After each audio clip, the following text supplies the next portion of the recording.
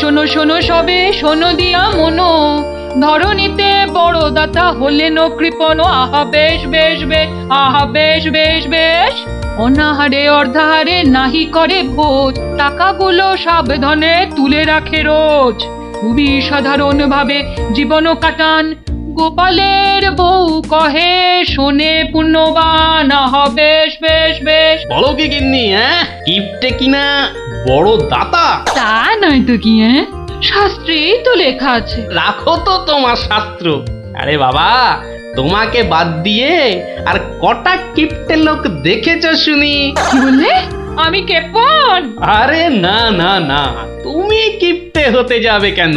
আমি বলছিলাম কি, বলছি যে ওই এক কাপ চা হবে নাকি? নিকুচি করেছে তোমার চায়ের, পাঁচালি মাথায় থাক, আমি চললুম। বলি, তোদের দিদিমা দুধ চিনি খরচের ভয়ে এক কাপ চাও দিলে না আমায়। তা তোরাই বল, দিদিমাটা হাড় কিপটে কিনা? গোপাল দাদু, আজ একটা কিপ্টের গল্প শোনাও। কিপটের গল্প? হ্যাঁ, কিপ্টের গল্প। শোন তবে।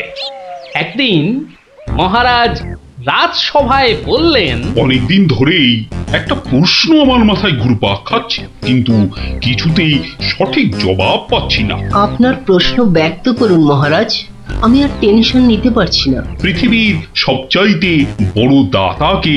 এটার কি এমন কঠিন প্রশ্ন মহারাজ? স্বয়ং মহারাজ কৃষ্ণচন্দ্রের চেয়ে বড় দাতা আর কেউ আছে নাকি? একদম সত্য মহারাজ, আপনি থাকতে। কি গোপাল, তোমারও কি তাই ধারণা? কি হলো গোপাল, তুমি দেখছি খুবই চিন্তিত হয়ে পড়লে। মহারাজ অপরাধ নেবেন না হুজুর, পৃথিবীতে সবচেয়ে বড় দাতা একজন কৃপণ মহারাজ। বেটা ভাঁড়ের হলোটা কি? মহারাজের খেয়ে পড়ে বলে কিনা। থামুন আপনি। হ্যাঁ গোপাল, তুমিই বলো। দেখুন মহারাজ, একজন কৃপণ সারা জীবন অতি সাধারণভাবে থেকে আধ পেটা খেয়ে টাকা পয়সা জমিয়ে রাখে মহারাজ, কিন্তু তার মৃত্যুর পর সেই টাকা তার নিজস্ব কোনো কাজেই লাগে না মহারাজ। তার উত্তরাধিকারীরাই সব লুটে পুটে খায়। বেটাকে এবার পেয়েছি বাগে। গোপাল, তুমি তো জানো ওই কদল কুতকুতপুরে আমার এক বিধবা পিসিমা থাকে। বুড়ি এতই কিপটে যে এক বেলা রান্না করে তো 3 বেলা খায়। হ্যাঁ মহারাজ, আমি জানি। এখন তুমি যদি আমার সেই পিসির কাছ থেকে কিছু টাকা আদায় করে আনতে পারো, তাহলে তোমাকে যথাযথ পুরস্কার করব। আর না আনতে পারলে? এর নতুন কি মহারাজ, কাজ করলে পুরস্কার, নাচের তিরস্কার। আমি রাজি মহারাজ, আদেশ করুন কবে যেতে হবে। তাহলে কালই তুমি রওনা দাও, শুভস্য শীঘ্রম। আমি মহারাজের পিসিমাকে ভালো করে চিনি গোপাল, বুড়ির হাত দিয়ে জলও গলে না, আর তুমি কিনা টাকা আনবার বাজি ধরলে। বুঝলেন মন্ত্রী মশাই, বুদ্ধি খাটাতে খাটাতে মাথায় টাক পড়ে গেল। এখন সব বুদ্ধি এখানে এসে জমেছে, একটু ঢেকুর তুললেই। তবে কালই আমি রওনা দিচ্ছি মহারাজ। ঠিক আছে গোপাল, ঠিক আছে। তারপর তারপর কি হলো গোপাল দাদু? তারপর আরে মহারাজকে তো বলে দিলুম পিসির থেকে পয়সা নিয়ে ফিরব, কিন্তু কিপটে বুড়ির থেকে পয়সা আদায় করা কি চারটিখানি কথা রে? তাহলে তুমি হেরে গেলে দাদু? অত সহজ হেন কোনো কাজ নেই যা আমি করতে পারি না। তো রাজ দরবার থেকে বেরিয়ে আমি চললুম সোজা বাজারের দিকে। দে মা আমায় তবিল দাদি, দে মা আমায় তবিল দাদি। রাজার পিসি বড় কিপটে ভারী, তার থেকে যে আনবো করি। দে মা আমায় তবিল দাদি। ইগো কুচো চিংড়ি কত করে গো কর্তা? এগে এমন কিছু না, মাত্র 100 টাকা কিলো। হ্যাঁ তা মাত্রই বটে। এখন আর দরদামে করার সময় নেই, তাই না হলে ঠিক আছে গো, শতখানেক দাও দেখি। মাত্র 100 গ্রাম। কেন গো, 100 নিলে পয়সা লাগবে না বুঝি? তা লাগবে বইছি, কিন্তু 100 নিলেই আপনি কি খাবেন আর ছেলে বউরেই বা কি খাওয়াবেন? ও সে নিয়ে তোমার ভেবে কাজ নেই কর্তা, তুমি ওই 100ই দাও।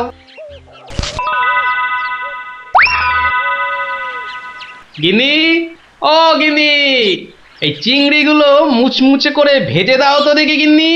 বলে দিন দিন তোমার বুদ্ধি শুধু লোপ পাচ্ছে নাকি? হ্যাঁ, এই শনিবারে বার বেলায় চিংড়ি এনে হাজির করলে যে বড়।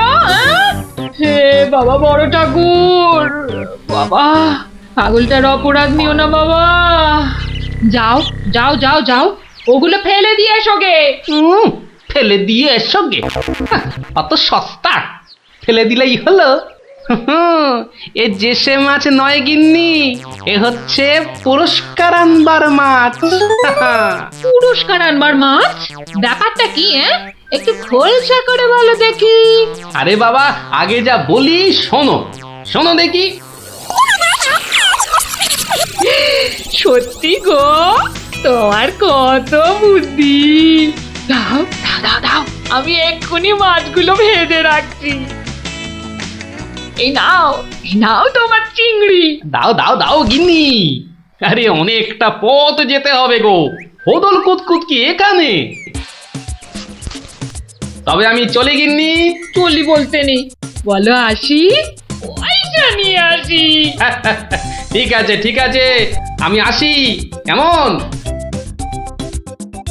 দুর্গা দুর্গা দুর্গা দুর্গা, জয় মা।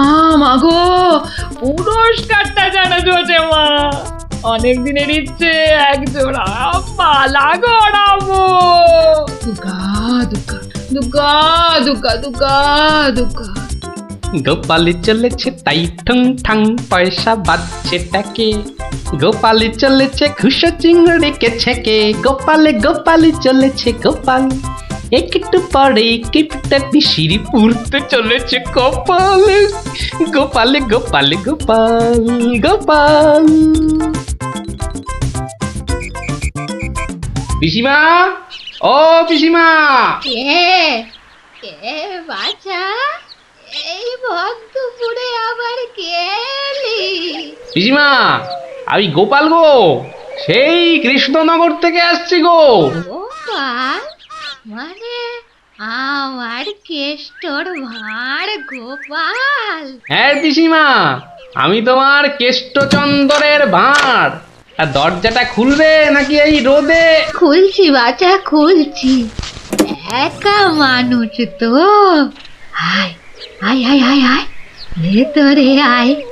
একদম জ্বলে পুড়ে গেছিস দেখছি। বস বস বস, আমি একটু জল এনে দিই। নে দেখিন, জলটা খেয়ে নে। একটু চিনি যে দেব, তার আর জো আছে? জানিস বাবা, মাস চারেক আগে 1 আনার চিনি কিনেছিলুম। তা হত ছাড়া পিঁপড়ে গুলো সব শেষ করে দিয়েছে গা। তুই বাবা শুধু জলটাই বরং খেয়ে নে। ও, ঢের কিপটে দেখেছি, এই তো দেখি হাড় কিপটে। না না পিসি, ওই চিনি টিনির দরকার নেই। এমন সময় এলি বাচ্চা, একটু জিরন দে তুই। আমি এক গাল মুখে দিই কিছু। না না না, তুমি ব্যস্ত হইও না পিসিমা। হ্যাঁ, তা পিসি কি রেঁধেছ গো আজ? বিধবা মানুষের আর রাধা বাড়া। গাছে লাউ ছিল, ওটা পেড়ে ঘন্ট করেছি। আর এই আতপ চালের ভাত।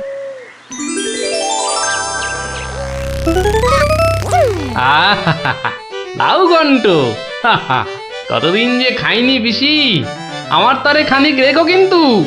এত দূর এলাম, তোমার পাতের একটু পেশাব না নিয়ে যাই কি করে বলো তো? আচ্ছা আচ্ছা, আমি নয় খাবার শেষে পাতে খানিকটা রেখে দেব খন, তুই খেয়ে নিস। খানিক বেশি করেই রেখো পিসিমা, অনেকটা হাঁটতে হাঁটতে এসেছি তো, ও খিদেটাও চাগার দিয়ে উঠেছে বুঝলে। হ্যাঁ, কালুকের রান্না বেশি কোথায় পাবো শুনি? তা আমি একটু কম খেয়ে না হয় তোর জন্য রেখে দেব। হতভাগাটা আসার আর সময় পেল না, ঠিক খাওয়ার সময় এসে হাজির। নে গোপাল, আমার হয়ে গেছে, তুই খেতে বস, আমি হাতটা ধুয়ে আসি, কেমন? এক আনার চিনি 4 মাস, এবার বুড়ি দেখো, আজ তোমার আমি কিপটেমি বার করে ছাড়ব। কই রে গোপাল, বসেছি? নে নে নে, আগে খেয়ে নে, পরে তোদের সব গল্প শুনবো।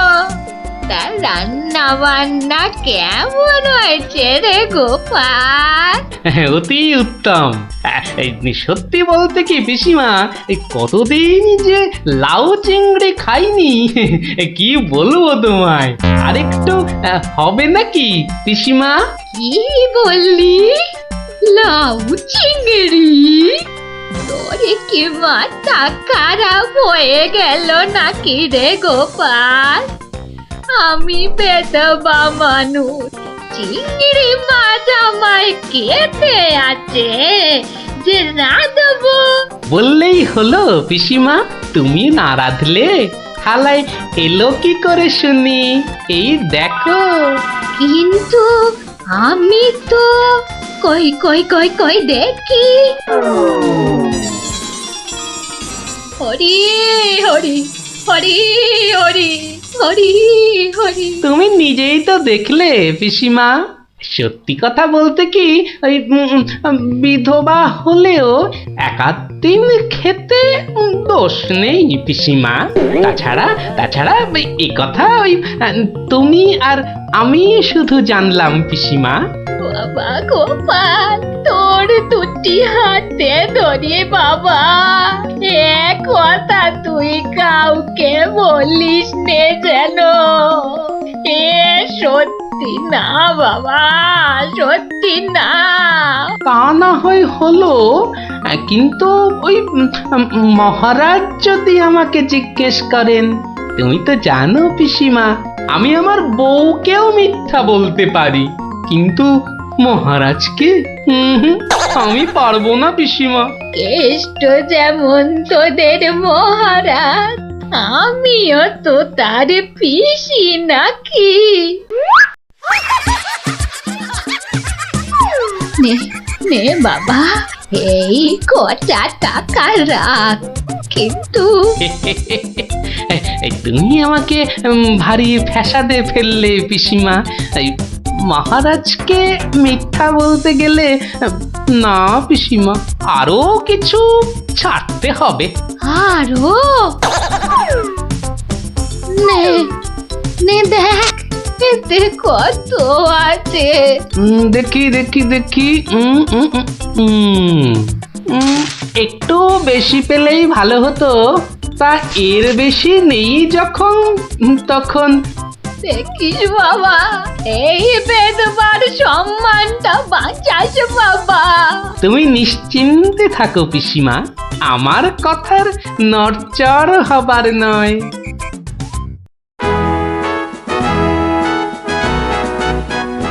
এসো এসো গোপাল, এসো।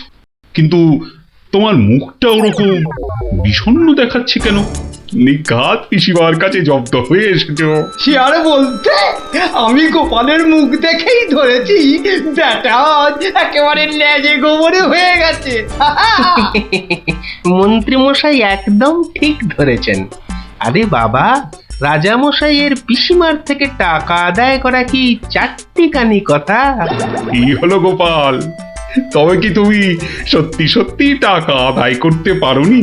মহারাজ, পেরেছি মহারাজ, পেরেছি। এই নিন। তাহলে তোমাকেও তো চিন্তাগ্রস্ত লাগছে কেন? আপনি যদি অভয় দেন তো বলি। না না, তুমি তুমি নির্ভয় বলো গোপাল, নির্ভয় বলো। অভয় যখন পেয়েছি, বলছি তবে শুনুন মহারাজ।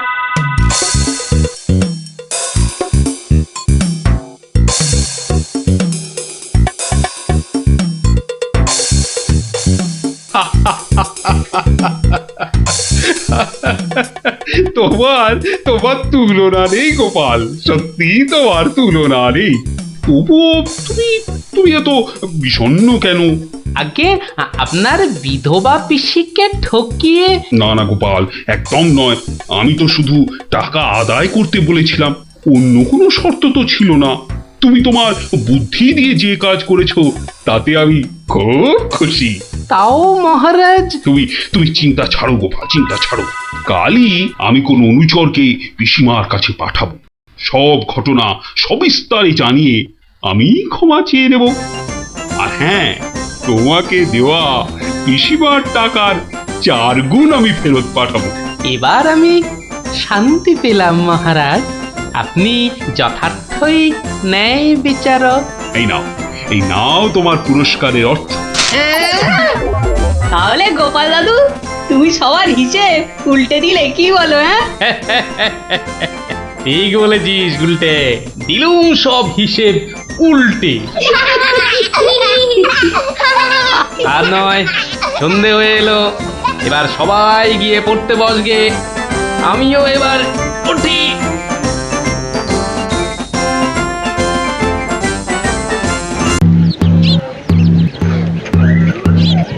শোনো শোনো শোনো, নবদ্বীপের বুড়ো বুড়ি ছোঁড়াছুড়ি ভালো করে শোনো। মহারাজ কৃষ্ণচন্দ্র আদেশ করেছেন, গায়ে গঞ্জে কারোর অসুখ বিসুখ করলে সঙ্গে সঙ্গে ওনার তৈরি চিকিৎসালয় নিয়ে যেতে হবে। দেরি করলে বিপদ হবে। ও ঘচক মশাই, আমরা সব পাড়ায় পাড়ায় পা খেয়ে বেড়াই, আমরাই তো সবাইকে বলবো। শোনো শোনো শোনো, নবদ্বীপের বুড়ো বুড়ি ছোঁড়াছুড়ি ভালো করে শোনো। সত্যি ভাই, আমাদের মহারাজের সব দিকে নজর। কত বড় রাজা, তবু একেবারে মাটির মানুষ। সত্যি পুটি, কত বড় রাজা কিন্তু কাউকে ভয় দেখায় না। শুনলাম নদিয়ার রেঁদাচোর ধরা পড়ার পর থেকে ওকে খালি কাতুকুতু দেওয়া হয়েছিল। লোকটা হাসতে হাসতে দম বন্ধ হওয়ার জো।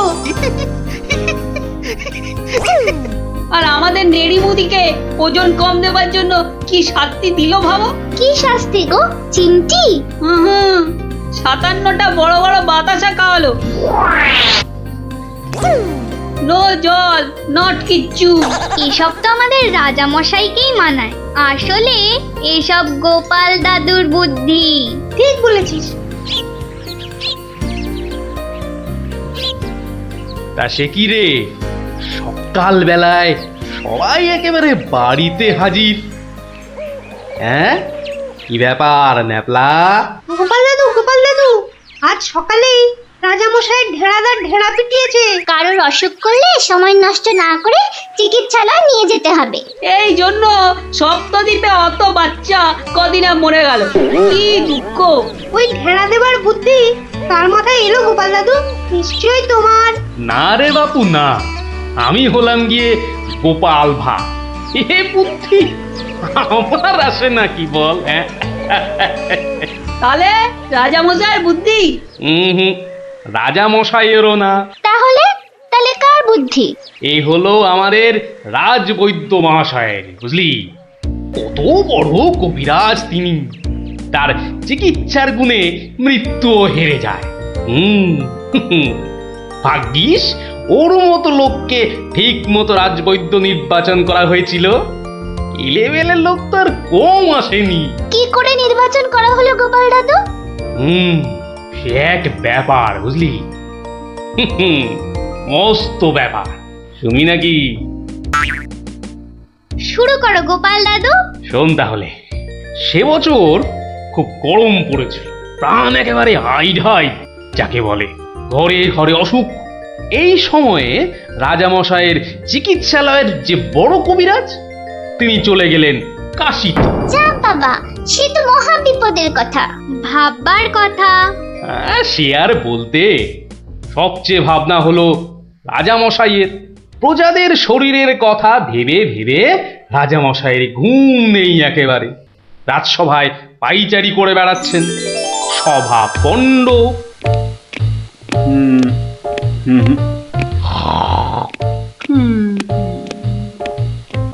না,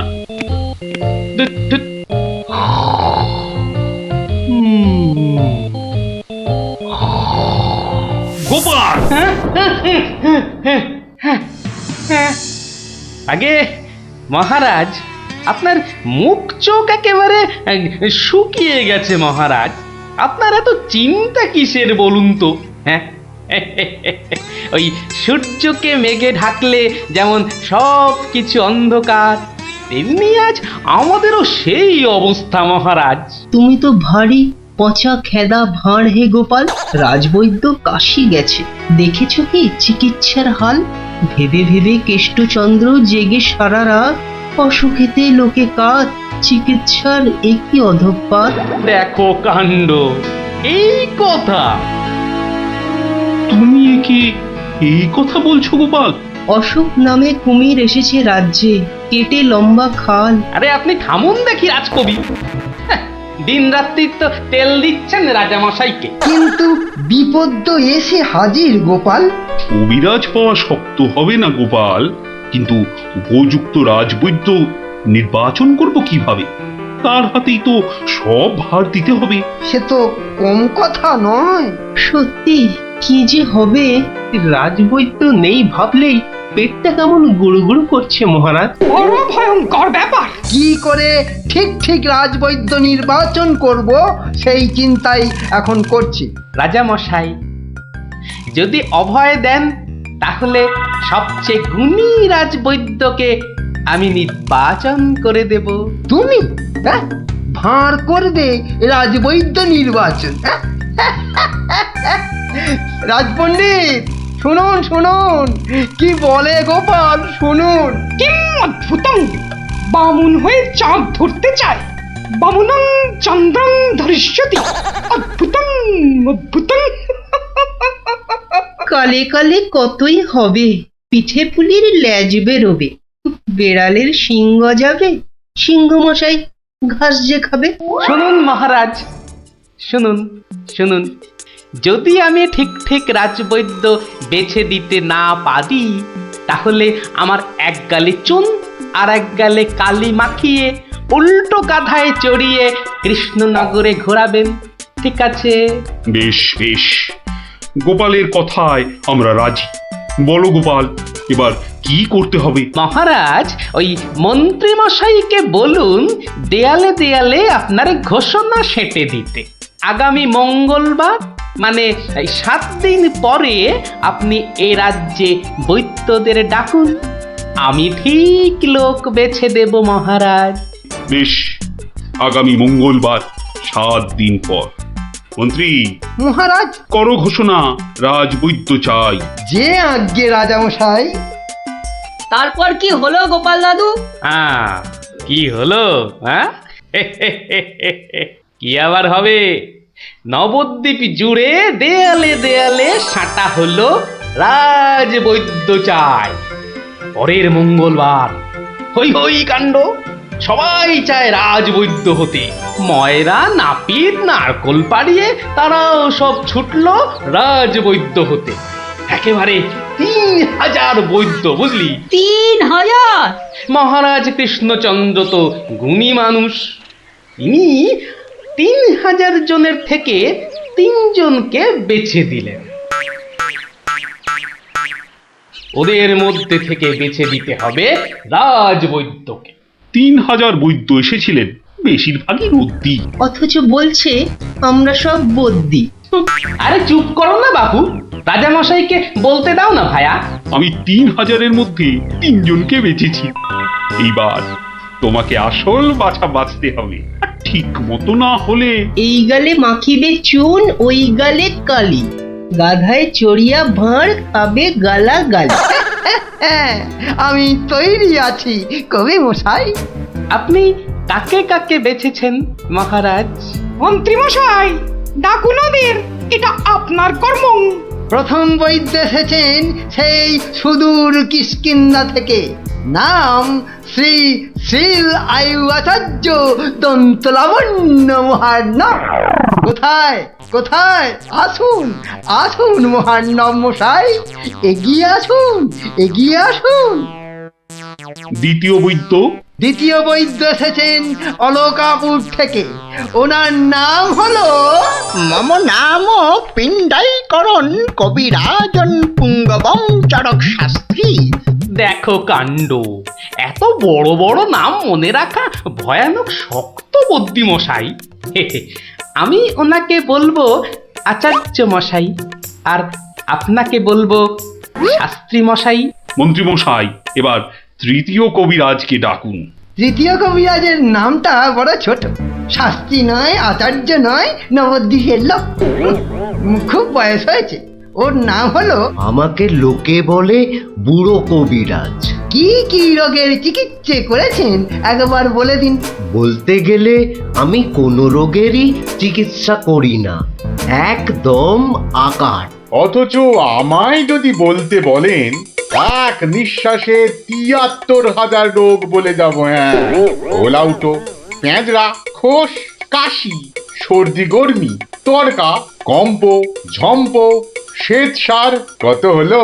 কে এমন মূর্খ আছে যে গুনবে ভারমশাই?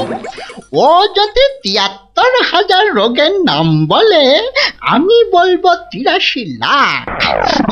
সব বড় বড় রোগ, সর্দি কাশির মতো নাতি নাতনি রোগ নয়। শুনুন তাহলে, যক্ষা, রক্তাম্বু, অস্থিবাস, বেগুন চোরা, দাপট কাঁটা, আটকা, মরা মাছ, হাঁস পোকা। থামো থামো থামো, ও এ তো কানের পোকা, নাড়িয়ে ছেড়ে দেবে। শুধু কানে কেন মহারাজ, কানে, বগলে, নখে, সর্বত্রই পোকা নড়বে, তবে আমার নাম শাস্ত্রী। গোপাল, আর বিলম্ব করলে দেশত্যাগী হব বলে দিলাম। বেশ বেশ মহারাজ, আমি শুরু করি। আচার্য মশাই। আচার্য মশাই, এগিয়ে আসুন এগিয়ে আসুন। না না না না, আসতে হবে না, আসতে হবে না। বলছিলাম কি, ওই কৃষ্ণনগরের দেওয়ালে দেওয়ালে লেখা হলো রাজবৈদ্য চাই। আপনি বিদেশের লোক, কি করে খবর পেলেন? সে যেতেই পারে গোপাল, মহারাজ কৃষ্ণচন্দ্রের রাজবৈদ্য বলে কথা, কম ব্যাপার নয়, বুঝেছো? বুঝেছি, সে যাকে। কবিরাজ মশাইগণ, সভাসদগণ, আপনারা সবাই জানেন আমাদের শাস্ত্রে একটা কথা আছে, শতং মারি ভবেত বৈদ্য। যে কবিরাজ যত বেশি মারতে পারবে সে তত বড় বৈদ্য। নিন আচার্য মশাই, আপনি বলুন কজন মরেছে এ পর্যন্ত? কি করে হুট করে বলি? বলুন বলুন, ওই ২-৪টে কম বেশি হলে সেটা কিছু হবে না। তা ধরেন মোট রোগী দেখেছি ৩,৮০৬ জন গতকাল পর্যন্ত। হাততালি হাততালি হাততালি। এবারে বলুন আচার্য মশাই, তাদের মধ্যে মেরেছেন কজনকে? মানে কজন মরেছে আর কি। একেবারে ২৫০০। যমরাজের ঘরে পাঠিয়ে আমি কবিরাজ। আর দূর দূর, নাবালক দুগ্ধপস্য 2500 মেরেই একেবারে হনুমানের মতো লাফাচ্ছে দেখো। হ্যাঁ, এ কবিরাজি না করে রাজসভায় নাচুক মহারাজ। হ্যাঁ, এর রোজই 2.5 পো আদা নিম পাতার সঙ্গে বেটে খাওয়া উচিত। আপনি কতজন রোগী দেখেছেন শাস্ত্রী মশাই? 1005 হবে, কি বলো? আমি দেখেছি 18,771 জন, মরেছে 18,300। লোকে আমার দেশে আমার ছবি রেখে চরণামৃত খায়, বুঝেছেন?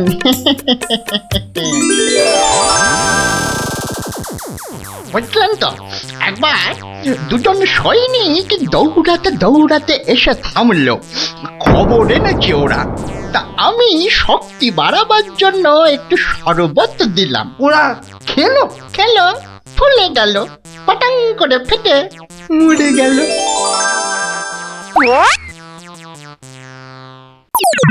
এ কি, আপনি কোথায় যাচ্ছেন? আরে পাকড়ো পাকড়ো! আপনি কোথায় পালাচ্ছেন দাদু মশাই? আমাকে ছেড়ে দিন মশাই, আমি এদের মতো অত গুণী নই। সে কি, রোগী দেখেননি আপনি? দেখেছি মশাই, কিন্তু বড় কম। কেন কম কেন? আমি যে রোগ হতেই দিই না। আমার গুরু আমায় শিখিয়েছেন, রোগের কারণগুলো নষ্ট করে দিলে রোগই হবে না। আমি যে তাই করি। কত রোগী এতদিন দেখেছেন কবিরাজ মশাই? সারা জীবনে আমি দেখেছি 1000 খানেক রোগী, আর মরেছে মাত্র 30 জন। তাতেই আমার লজ্জা করে। তাই বলছিলাম আমায় ছেড়ে দিন। আমি এদের মতো এত বড় কবিরাজ নই। আমি বড় তুচ্ছ। এখানে এসে খুব ভুল করেছি। কিন্তু কবিরাজ মশাই, এখানে না এলে আপনি আরো ভুল করতেন যে। কারণ মহারাজ কৃষ্ণচন্দ্র আপনার মতন রাজবৈদ্যকেই খুঁজছেন। যে কবিরাজ রোগের কারণগুলো নষ্ট করে দেন, তিনিই যে শ্রেষ্ঠ। যে কবিরাজ রোগীর মৃত্যু হলে দুঃখ পায়, লজ্জা পায়, তিনিই তো শ্রেষ্ঠ। মহারাজ, এই আমার শ্রেষ্ঠ কবিরাজ। নির্বাচন শেষ মহারাজ। সাবাস গোপাল, সাবাস। তোমার রাজবৈদ্য নির্বাচন এই দেশের সর্বশ্রেষ্ঠ শিক্ষা। তুমি শুধু হাসির রাজা গোপাল ভাঁড় নও, তুমি এই বাংলার অলংকার। সত্যি গোপাল দাদু ঠিক বলেছিলেন রাজবৈদ্য। রোগের চিকিৎসার চেয়ে বড় হলো রোগ হতে না দেওয়া। তাই সামান্য রোগ হলেই চিকিৎসালয়ে আসতে বলে ঢেড়াদার ঘুরে বেড়াচ্ছে। এমন রাজবৈদ্যকে তুমি বলেই নির্বাচন করতে পেরেছো। রাজা মশাই ঠিকই বলেছেন, তুমি শুধু হাসির রাজা নও, তুমি জ্ঞানের রাজা গোপাল ভাঁড়।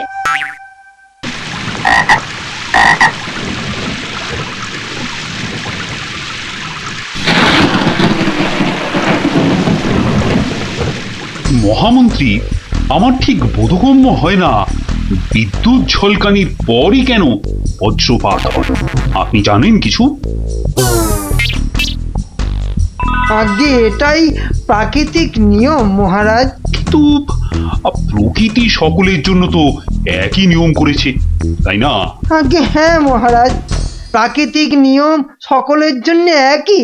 তাহলে আপনার মাথায় ভর্তি চুল আর গোপালের মাথায় টাক পড়লো কেন?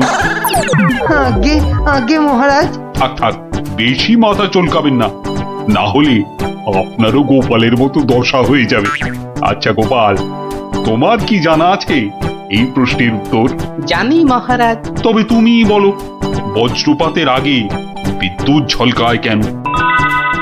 আসলে মহারাজ, বজ্রপাত করবার আগে ভগবান টর্চ জেলে দেখে নেন ঠিক কোথায় ওটা ফেলতে হবে।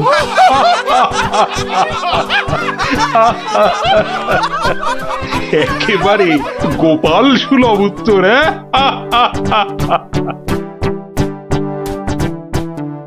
বৃষ্টি বন্ধ হলো দেখছি। আবার বৃষ্টি আরম্ভ হওয়ার আগেই আপনারা বরং বাড়ি ফিরে যান। সবার কাজ এখানেই আজ আমি শেষ করছি।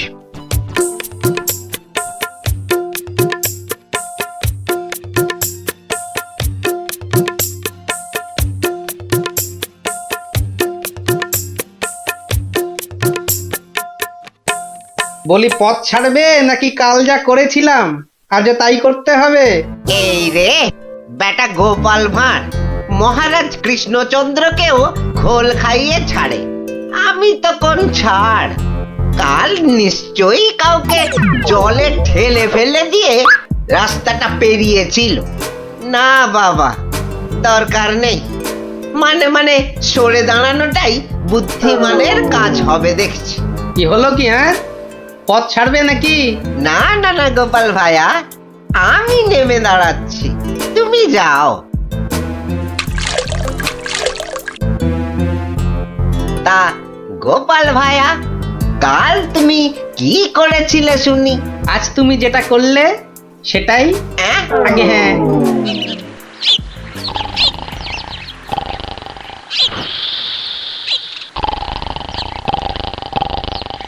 আচ্ছা গোপাল দাদু, কদিন আগেও তো তোমার চালা ঘর ছিল, এত তাড়াতাড়ি পাকা বাড়ি কি করে হলো শুনি? হ্যাঁ, সেটা একটা ঘটনা বটে, বুঝলি? হ্যাঁ গোপাল দাদু, আজকে বরং সেটাই শোনাও। শোন, তবে বলি সেই ঘটনাটা, কিংবা এই দুর্ঘটনাও বলতে পারিস, বুঝলি? একদিন আমি দরবার থেকে ফিরছি, দেখি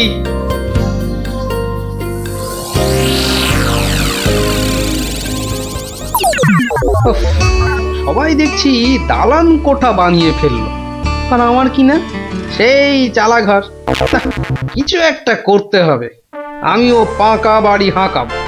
কিন্তু কিন্তু পাকা বাড়ি যে করব, কত টাকা কোথায়, কে দেবে টাকা? দেখি একটু চিন্তা ভাবনা করে দেখি।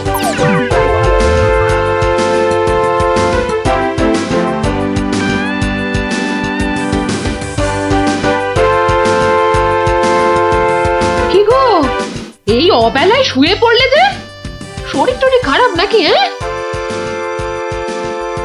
বলি কানের মাথা খেয়েছ নাকি? হ্যাঁ, কি বললুম শুনতে পেলে না? বুদ্ধি খাটাচ্ছি গিন্নি, বুদ্ধি খাটাচ্ছি। থাক থাক থাক থাক, আর বুদ্ধি খাটিয়ে লাভ নেই। একটা মশারি খাটাতে গেলে যে উল্টে পড়ে যায়, সে কিনা বুদ্ধি খাটাবে?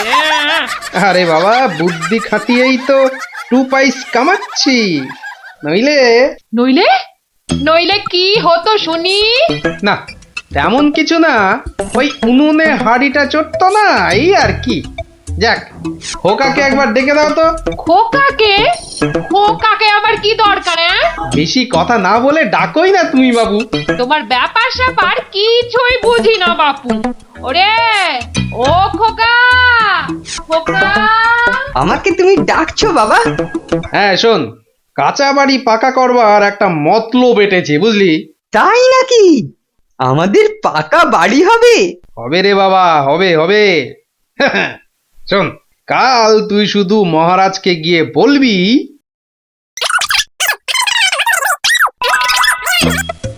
কিরে পারবি তো? পারবো না মানে? আলবাত পারবো, তুমি নিশ্চিন্ত থাকো বাবা।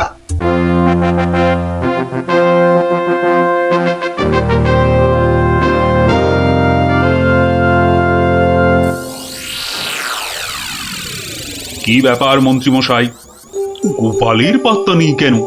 গোপাল তো কখনো দেরি করে না মহারাজ, কিন্তু আজ কি ব্যাপার খোকা, কাঁদছ কেন?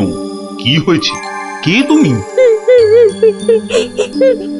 মহারাজ, আমি গোপাল ভাইয়ের ছেলে।